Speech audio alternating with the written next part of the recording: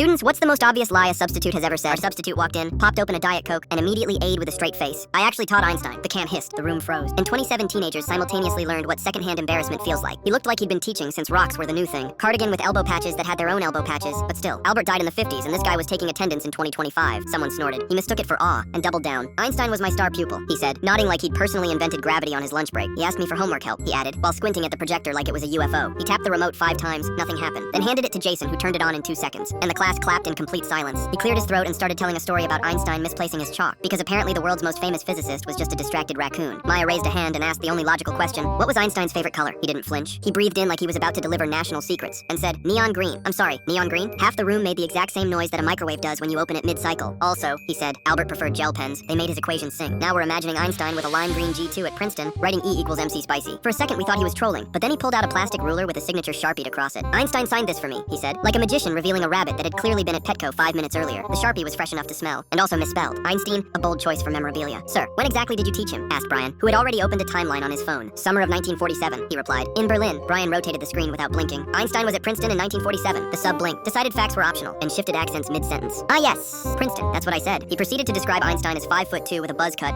and a fondness for breakdancing. Not in those words, but spiritually. He said he loved to whistle, and then whistled something that was definitely the theme from a phone commercial. By now the class had split into 2 groups. People furiously Googling and people too entertained to breathe. Jason whispered, if this man taught Einstein, I taught Zeus. The sub announced we'd be doing a lecture on relativity, then wrote relativity on the board with the swagger of a man who has never met spell check. He drew a stick figure inside what he labeled a time tube, then asked if anyone could explain it better. Maya raised her hand again. Is the time tube neon green? He said, naturally. A kid in the back whispered, I think neon green was invented in 2003, which was wrong but perfect. To top it off, the sub passed around a photocopy of a blurry photo. This is me and Albert, he said, but the faces were 3 pixels and a thumb. We stared at his thumb for a full 3 seconds. It had more detail than the alleged Einstein. Could you tell us a formula you taught him? I asked, trying to be polite while my soul left my body. He smiled and wrote E equals MRC, like he'd cracked a new universe at Staples. Silence grew legs and walked around the room. Typo, he said, then corrected it to EMC squared as if that made it better. At this point, we needed data, so we devised a plan with the urgency of a group project due last period. We told him we'd love a pop quiz on Einstein facts, because if he taught the guy, this would be light work. He loved that idea like a cat loves a laser pointer, and told us to write questions, which we did in under a minute. Where was Einstein born? Name a paper from 1905. Spell relativity. What is special relativity about? Like, basically. He graded himself out loud. 1 wrong, 2 wrong, 3 wrong, then accused the desk of wobbling his thoughts. He said, you kids and your trick questions, while glaring at the word burn as if it had personally insulted him. Finally, he slammed the Diet Coke, burped into his sleeve like a polite trumpet, and announced a movie day. The projector showed a YouTube ad for neon green slime. The room howled. He pretended not to notice and asked if anyone knew how to skip. We survived on giggles and secondhand caffeine until the bell rang, and he left with the ruler like it had diplomatic immunity.